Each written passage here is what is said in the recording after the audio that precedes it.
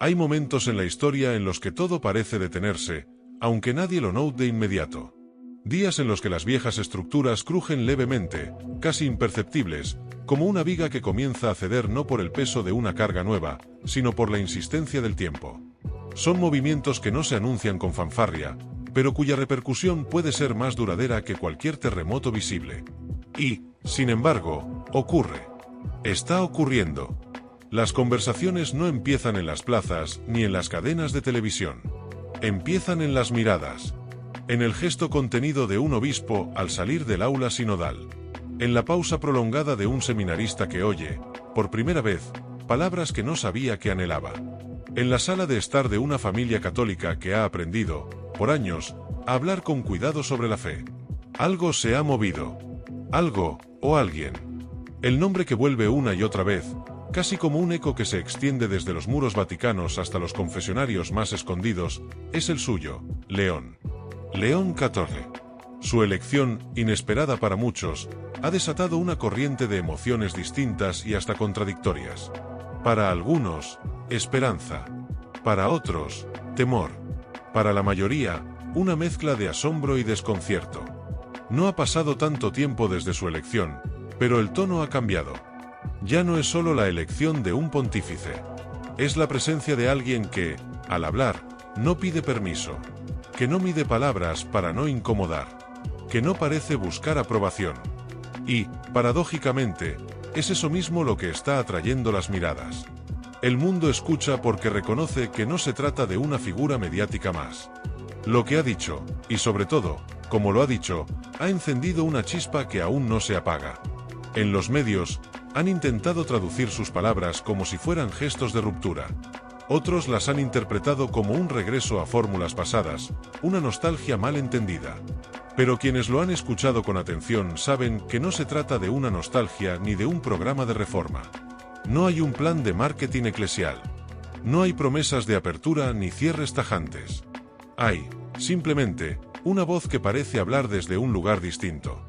Más profundo. Más antiguo. Más verdadero. No es un político disfrazado de pastor. Tampoco un teólogo que desea reconciliarse con los caprichos del siglo. Es un testigo. Y lo que ha empezado a transmitir no es suyo, ni nuevo. Es lo de siempre.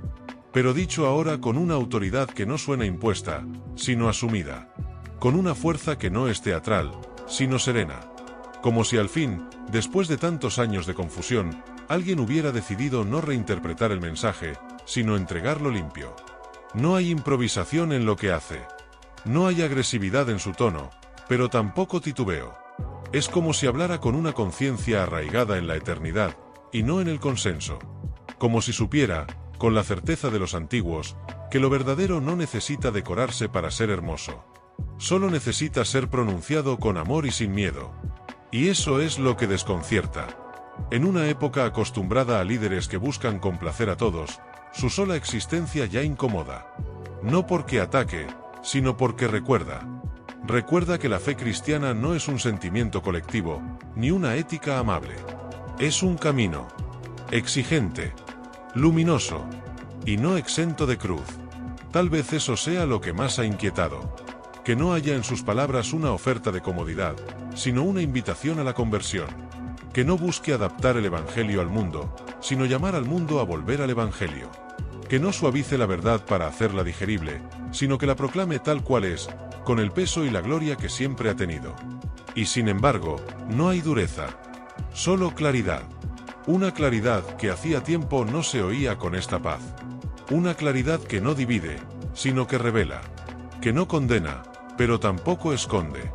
Que no pretende ser innovadora, porque simplemente no lo necesita.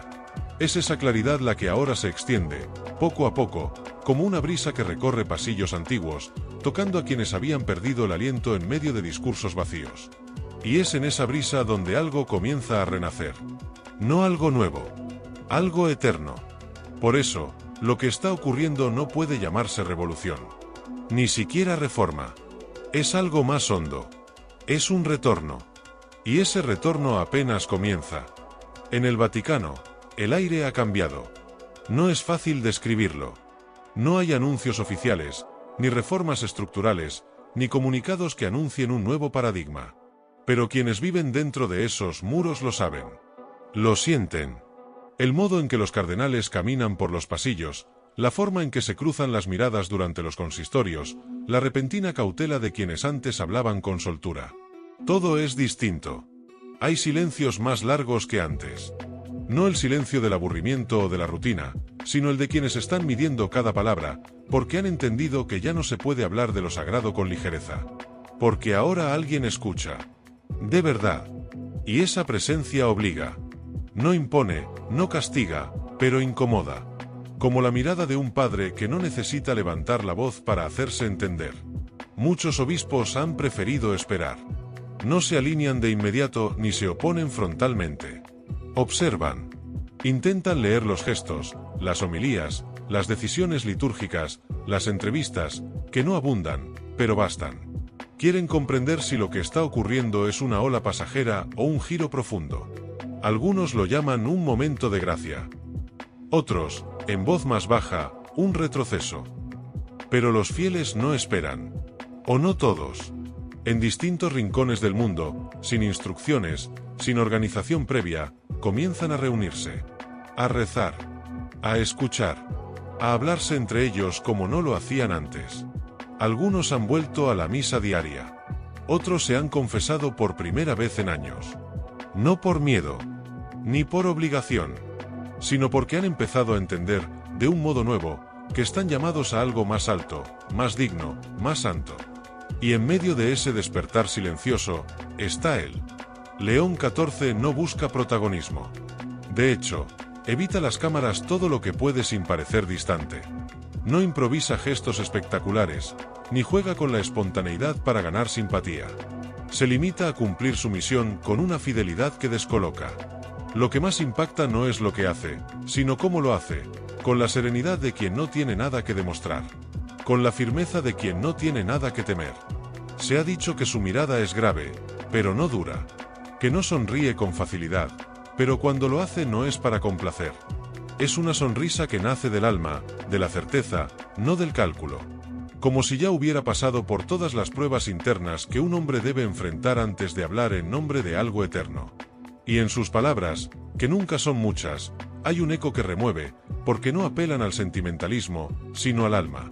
Cuando habla de Cristo, no parece hacerlo como quien transmite una enseñanza, sino como quien habla de alguien a quien conoce. No como idea, no como doctrina, sino como presencia viva. Y eso, que parece tan simple, es lo que lo vuelve distinto. Ya no suena como un funcionario de lo sagrado, sino como un testigo. No como un gerente de estructuras eclesiales, sino como un hombre tocado por el misterio. Alguien que no se ha propuesto cambiar la Iglesia, sino dejarse moldear por ella. Y que por eso mismo, sin quererlo, comienza a cambiarlo todo. Muchos aún no saben cómo interpretarlo. Algunos lo miran con recelo, como si detrás de su compostura hubiera una agenda oculta. Otros han corrido a apropiarse de su figura, intentando proyectar en él sus propias expectativas. Pero él no se deja capturar. No pertenece a un bando. No tiene facción. Pertenece, y eso es lo que desconcierta, a otro. Y quienes lo entienden, quienes de verdad empiezan a entender, no son los que más hablan. Son los que han empezado a callar, a orar, a mirar su propia vida a la luz de lo que él refleja. Porque su presencia no entusiasma tanto como interpela. No moviliza tanto como cuestiona. Es como una lámpara encendida en una sala donde todos se habían acostumbrado a la penumbra. No grita, pero tampoco permite seguir durmiendo. Y así, sin ruido, sin programa, sin estrategia comunicacional, lo que parecía imposible comienza a ocurrir. Las almas se despiertan. No todas. No de golpe. Pero suficientes como para que algo comience a cambiar de verdad. No en los documentos. En los corazones. Y es ahí, en ese despertar invisible, donde empieza la verdadera reforma. Una que no busca rehacer la Iglesia, sino devolverla a su origen. Una que no parte de diagnósticos sociológicos, sino de rodillas dobladas. Una que no se mide en resultados, sino en conversiones. Una que, aunque aún parezca pequeña, ya ha comenzado a crecer. Aunque en la superficie aún nada cambie. Es como si el alma de la Iglesia respirara otra vez, con un pulso tenue, apenas perceptible, pero real. En algunos pasillos del Vaticano se empieza a notar una atmósfera distinta. No es euforia, ni entusiasmo, ni siquiera esperanza en el sentido humano. Es algo más sutil. Una inquietud reverente. Un silencio cargado. Y sin embargo, para otros, ese mismo silencio es insoportable. Porque cuando una reforma verdadera comienza, no lo hace desde decretos ni gestos vistosos. Comienza en la conciencia. Y en la conciencia, todo lo falso empieza a tambalearse. Lo primero que se derrumba es la comodidad. A su alrededor, no hay grandes explosiones. No hay ruptura. Hay algo mucho más desestabilizador. Continuidad con lo esencial. Con lo olvidado. Con lo que muchos creyeron superado y que ahora vuelve, no como una idea, sino como una presencia viva. León XIV no está inventando nada. No innova. No propone una tercera vía. Simplemente vuelve al corazón. Y al hacerlo, hace visible cuánto nos hemos alejado de él. Los primeros signos de resistencia son suaves, casi imperceptibles. Un expediente que no llega. Un asesor que ya no responde. Una cita que se pospone indefinidamente. Pero todo está calculado. Nadie quiere parecer desleal, ni oponerse abiertamente a un papa amado por el pueblo, respetado por los sencillos, rodeado de una especie de majestad callada que no proviene del cargo, sino de la vida interior.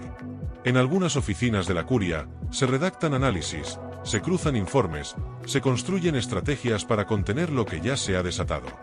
Se intenta definirlo, acotarlo, racionalizarlo. Algunos lo llaman conservadurismo con rostro pastoral. Otros, tradicionalismo disfrazado de mística. No logran entender que lo que enfrentan no es una corriente, ni una sensibilidad, ni una estrategia. Es una obediencia. Una obediencia radical, desarmada, que no necesita imponerse porque no teme desaparecer. No hay nada más inquietante que un hombre que no se defiende. Y León XIV no se defiende. Tampoco acusa. Escucha. Mira. Ama. Pero en su amor hay fuego, no complicidad. No busca complacer. No negocia lo esencial.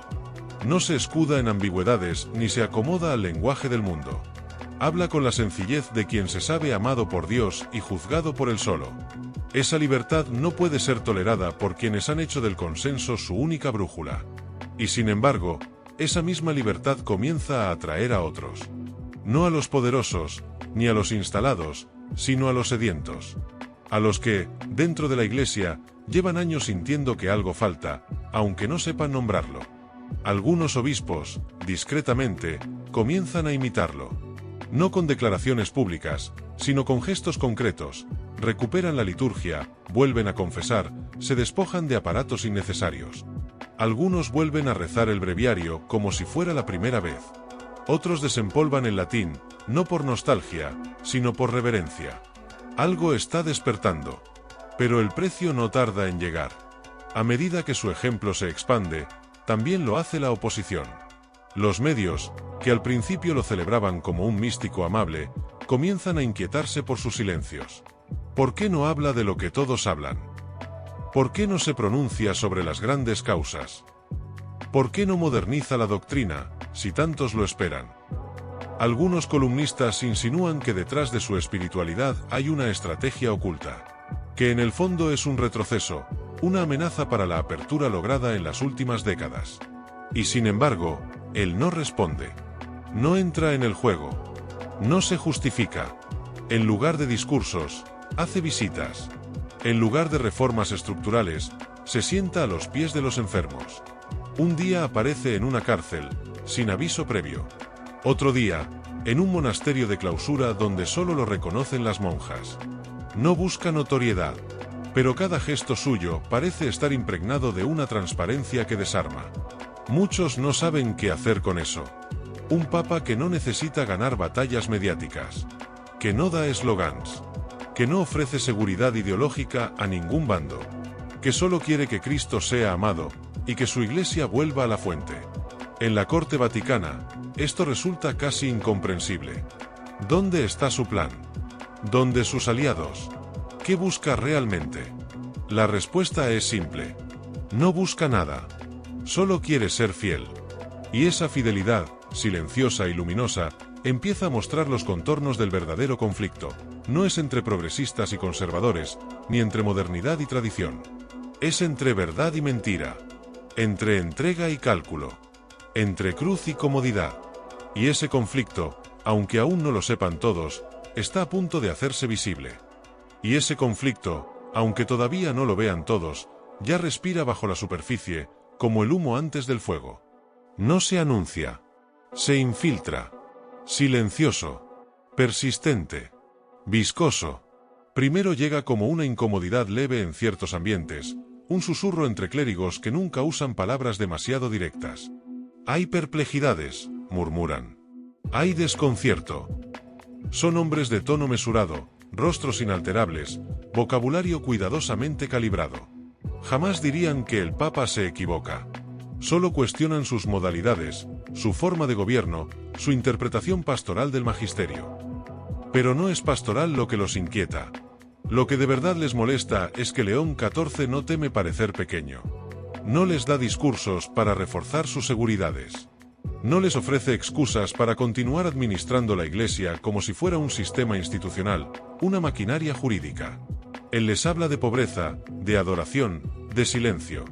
Les habla de la cruz. Y eso, después de años de gestión templada, de diplomacias eficaces, de estructuras calculadas, suena como una amenaza. Porque es la verdad la que amenaza. Se han acostumbrado a que lo esencial se oculte tras procedimientos. Se han habituado a que la obediencia no sea total, sino razonada, matizada, pospuesta. Se sienten seguros en la niebla de lo técnico, lo doctrinalmente correcto pero existencialmente muerto. Pero ahora ese equilibrio empieza a temblar. Y muchos, sin saberlo del todo, empiezan a resistirse desde dentro. No al estilo del cisma, no con gritos ni pancartas, sino con la forma más peligrosa de resistencia, la elegante, la intelectual, la revestida de fidelidad. Redactan documentos privados, llenos de frases cuidadosamente ambiguas. Dicen que aman al Papa, pero cuestionan el modo en que ejerce su misión. Aseguran estar unidos al sucesor de Pedro, pero multiplican gestos que siembran dudas. Se posicionan como guardianes de la tradición, aunque han olvidado que la tradición no es repetición de formas, sino transmisión viva del fuego. Y al fuego le temen. Desde algunas diócesis, comienzan a llegar cartas que no lo parecen. Largas exposiciones teológicas donde se pide discernimiento profundo antes de aplicar lo que el Papa propone. Se reclama diálogo, consulta, tiempo. Pero debajo del lenguaje técnico, lo que se insinúa es claro: no vamos a obedecer. Algunos obispos, los menos, se sienten atrapados. No quieren dividir, no quieren enfrentarse, pero saben que algo no está bien. En lo íntimo, ven que la Iglesia necesita volver al Evangelio puro, sin adornos. Pero han construido carreras enteras en torno a lo institucional, y ahora tienen miedo de que todo eso se derrumbe. Miedo de no saber vivir sin poder, sin agenda, sin privilegios. Miedo de no saber arrodillarse. Y mientras esa tensión crece, en Roma, León XIV permanece en silencio. Su modo de gobernar no es el del control, sino el de la confianza. No impone, propone. No reprime, ora. Y eso descoloca. Porque muchos esperaban un papa firme, político, hábil.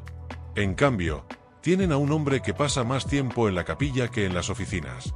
Un hombre que llora cuando consagra, que no busca seguidores, que no necesita demostrar autoridad porque ya no la posee, la sirve. Lo saben sus colaboradores más cercanos. Lo ha dicho él mismo, no le interesa dejar su marca. No busca ser recordado como un reformador ni como un innovador. Solo quiere que Cristo sea amado. Solo quiere preparar a la Iglesia para tiempos que serán duros. Muy duros. Por eso ha empezado a despojarla. Por eso ha retirado símbolos, reducido protocolos, cerrado oficinas que eran inútiles. No para modernizar, sino para purificar. Para que la Iglesia pueda sostenerse sobre su única roca, la fe desnuda. Pero esa desnudez escandaliza. Y no solo a los poderosos. También a muchos fieles. Porque implica dejar seguridades. Implica renunciar a las certezas de un catolicismo cómodo, ordenado, previsible. La liturgia se vuelve más sobria. El lenguaje más evangélico. Los mensajes más radicales. no porque el Papa los imponga, sino porque los vive. Y eso, a veces, resulta intolerable. En algunos sectores, especialmente entre quienes se consideran guardianes de la ortodoxia, comienza una campaña sutil. No hay insultos, solo análisis, columnas de opinión, conferencias teológicas, vídeos que se difunden entre seminaristas. Se sugiere que el Papa está desdibujando la identidad católica, que habla demasiado de misericordia y poco de verdad, que acoge demasiado y no corrige lo suficiente. Y aunque nadie lo dice abiertamente, la idea que se siembra es inequívoca: este Papa es un peligro. Peligro para la claridad, para la estabilidad, para el orden establecido. Y sin embargo, en los márgenes, ocurre lo contrario. En zonas rurales, en monasterios, en misiones olvidadas, el espíritu se mueve con fuerza. Algunos jóvenes comienzan a volver a la adoración eucarística. Algunos religiosos redescubren la vida común. Algunos laicos empiezan a vivir con más austeridad, más alegría, más fe. No porque el Papa lo haya ordenado, sino porque lo han visto vivirlo. Y entonces, de forma imperceptible pero real, se empiezan a trazar dos caminos. No se anuncian, no se declaran, pero se sienten. Uno va hacia el control, hacia la defensa, hacia el repliegue. El otro hacia la cruz, hacia la entrega, hacia el abandono. Y cada vez más, se hace evidente que no podrán convivir para siempre. La batalla aún no ha comenzado, pero las espadas están siendo afiladas. No con violencia, sino con argumentos. No en las plazas, sino en los despachos. No con odio, sino con temor. Pero las heridas que se preparan serán profundas. Porque no serán heridas del cuerpo, sino del corazón. Y en el centro, silencioso, firme, frágil, el Papa reza. Sabe que no podrá evitar el sufrimiento. No lo desea, pero tampoco lo esquiva. Sabe que el Evangelio, cuando se anuncia con verdad, divide. No porque se imponga, sino porque pone en evidencia los ídolos. Y los ídolos, cuando son desenmascarados, rugen. Y la carta finalmente llegó. No fue publicada. No apareció en los medios. No se leyó desde un púlpito ni se imprimió en folletos parroquiales. Circuló en PDF, con membrete sobrio y sin firma pública. Pero el contenido era claro, directo, punzante. Un grupo de cardenales, no muchos, pero sí con nombres que aún resuenan fuerte en los pasillos del poder eclesial, había decidido escribirle al Papa. Lo llamaban santidad, pero ya no con la ternura de los hijos. Lo invocaban sucesor de Pedro, pero con una reverencia congelada, cargada de reserva. Era una carta bien escrita, sobria, teológicamente argumentada. Una carta que no rompía con Roma, pero sí con su ritmo. Una carta que no negaba la obediencia, pero la condicionaba. Una carta que decía amar a la Iglesia, pero se alejaba del corazón que late hoy en ella.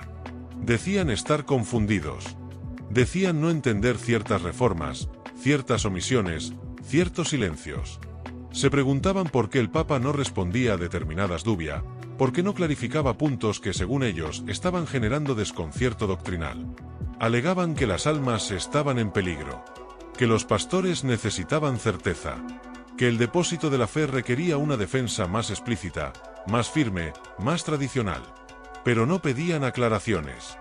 Exigían rectificaciones. El Papa, por supuesto, ya la había leído antes que nadie. La carta no le sorprendió. Llevaba meses percibiendo que algo así ocurriría. Su oración había cambiado de tono desde hacía tiempo. Ya no pedía solo luz, sino fortaleza. No solo discernimiento, sino paciencia. Sabía que no estaba ante una oposición racional, sino ante un conflicto espiritual más profundo. El miedo de perder una forma de iglesia que ya no responde al Evangelio, pero sigue respondiendo a los esquemas del poder.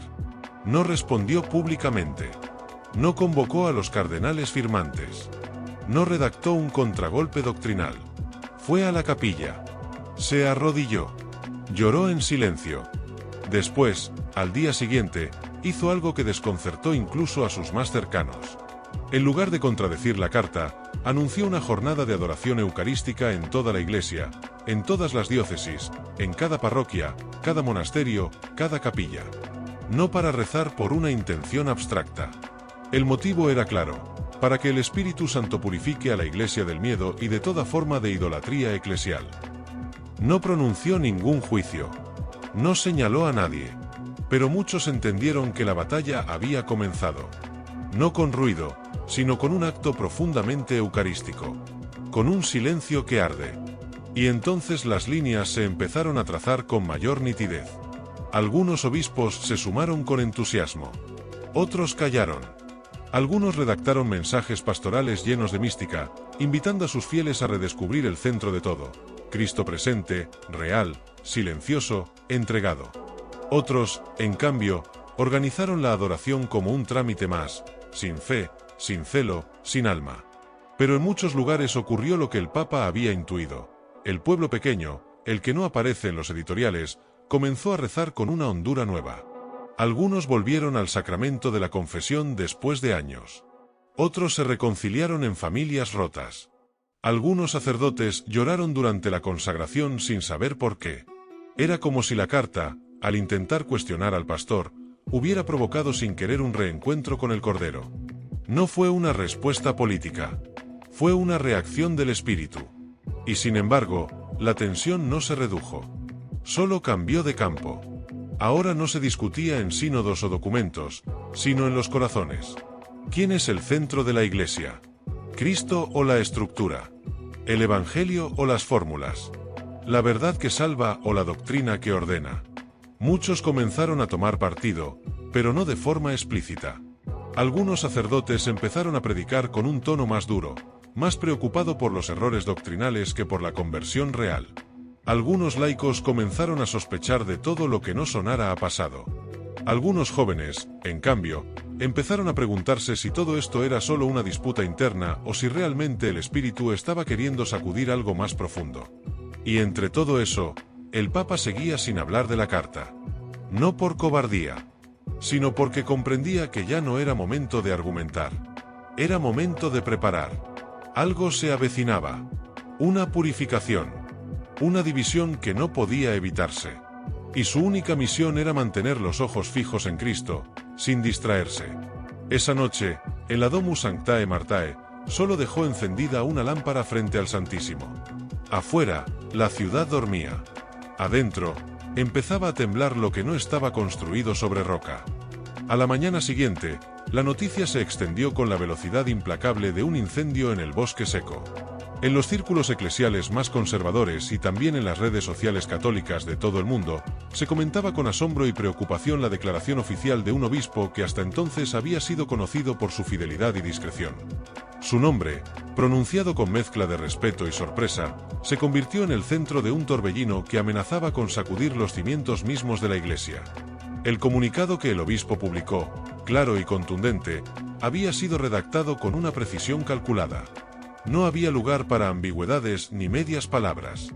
En él, declaraba solemnemente que no reconocía, ni reconocería, ciertas indicaciones pastorales emanadas del Papa, y que su diócesis, bajo su autoridad, no las aplicaría. En fidelidad al magisterio constante de la Iglesia y a la doctrina transmitida por los siglos, no podemos permitir que se diluya la verdad revelada ni que se introduzcan cambios que comprometan la integridad de la fe, decía el texto. Se aludía a la necesidad de preservar la pureza doctrinal frente a lo que él calificaba como tendencias relativistas y rupturistas. Aunque el documento evitaba mencionar directamente al Papa, era imposible no leerlo como un desafío abierto y explícito a la autoridad pontificia. Por primera vez en años, una voz episcopal disidente se manifestaba sin ningún tipo de cautela, rompiendo con un principio básico de comunión y obediencia que había sostenido la estructura jerárquica de la Iglesia por siglos. El impacto fue inmediato y profundo. Los medios católicos tradicionales recogieron la noticia con titulares que reflejaban la gravedad del momento. En muchos seminarios, casas religiosas y parroquias, se vivía un ambiente de desconcierto y debate acalorado. La discusión ya no se limitaba a círculos cerrados, la fractura empezaba a ser visible para todos. Dentro de la diócesis afectada, la reacción de los fieles fue un espejo fiel de la complejidad de la crisis. Un sector importante respaldaba sin reservas a su obispo. Para ellos, Su postura representaba una defensa valiente de la identidad y la tradición católica, amenazadas por cambios que consideraban peligrosos e injustificados. Sentían que sus certezas, aquellas enseñanzas que habían guiado sus vidas y su fe, estaban siendo puestas en tela de juicio, y veían en el obispo a un pastor fiel, un baluarte frente a una revolución que no compartían ni entendían. Pero otro sector, quizá más joven, con mayor contacto con las corrientes renovadoras que venían de Roma, experimentaba una mezcla de confusión, tristeza y desorientación. Para ellos, el Papa representaba un soplo de esperanza y renovación. Su estilo pastoral más abierto y su llamado al diálogo y a la misericordia les parecía una luz necesaria para una iglesia que necesitaba abrirse al mundo y a las personas marginadas. Ver a su propio obispo rechazando abiertamente esas indicaciones les provocaba una sensación de traición y abandono. La división no se limitaba a los laicos. Entre los sacerdotes, también se vivía un ambiente cargado de tensión. Algunos presbíteros defendían con pasión la postura del obispo, considerándola un acto de valentía necesario para preservar la pureza de la doctrina. Otros, en cambio, la veían como un error grave, una desobediencia que ponía en riesgo la unidad y la comunión eclesial. En las parroquias, las homilías empezaban a reflejar esas diferencias, con mensajes a veces ambiguos, a veces claramente enfrentados. Las confesiones se llenaban de fieles que, entre lágrimas o con el corazón pesado, preguntaban a sus sacerdotes qué debían hacer, a quién debían escuchar, en quién podían confiar. El ambiente se volvió irrespirable. Las reuniones del clero se prolongaban hasta altas horas de la noche, buscando un consenso que parecía imposible. Se escuchaban palabras que antes parecían impensables en ese contexto: herejía, cisma, ruptura. Sin embargo, también se alzaban voces que llamaban a la calma, al diálogo, a la paciencia, conscientes del riesgo de fractura definitiva. Mientras tanto, desde Roma, la Santa Sede optaba por una estrategia de prudencia. No hubo un pronunciamiento público inmediato ni una condena directa. Tampoco se anunciaron sanciones ni medidas disciplinarias. En cambio, se informó que se había establecido un canal de comunicación privada con el obispo, con el fin de conversar sobre el bien de la Iglesia y la necesidad de mantener la comunión episcopal. Sin embargo, esos mensajes se filtraban como ecos lejanos, mientras la tensión interna no hacía más que crecer, como una tormenta que se acerca y no se puede detener.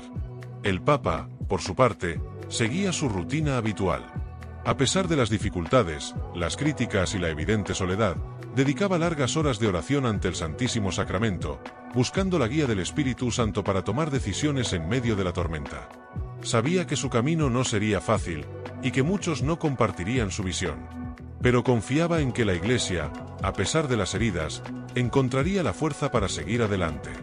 En su círculo más cercano, quienes lo acompañaban relataban su serenidad en público, aunque en la intimidad confesaba su preocupación profunda. Era consciente de que aquella crisis no era solo una cuestión política o doctrinal. Era algo más profundo, un combate espiritual que se libraba en el corazón mismo de la Iglesia. La jornada de adoración, que había convocado como un acto de reconciliación y unidad, lejos de calmar las aguas, parecía haber avivado las llamas en ciertos sectores. Para algunos, la acción del Papa era un gesto de coraje y esperanza, para otros, un desafío intolerable. La polarización se hizo imposible de ocultar. En la calle, en las parroquias, en los hogares, se respiraba una sensación de ruptura inminente. La Iglesia, hasta entonces una familia unida en la diversidad, parecía estar al borde de fracturarse en pedazos irreparables. Y el Papa, más solo que nunca, permanecía firme.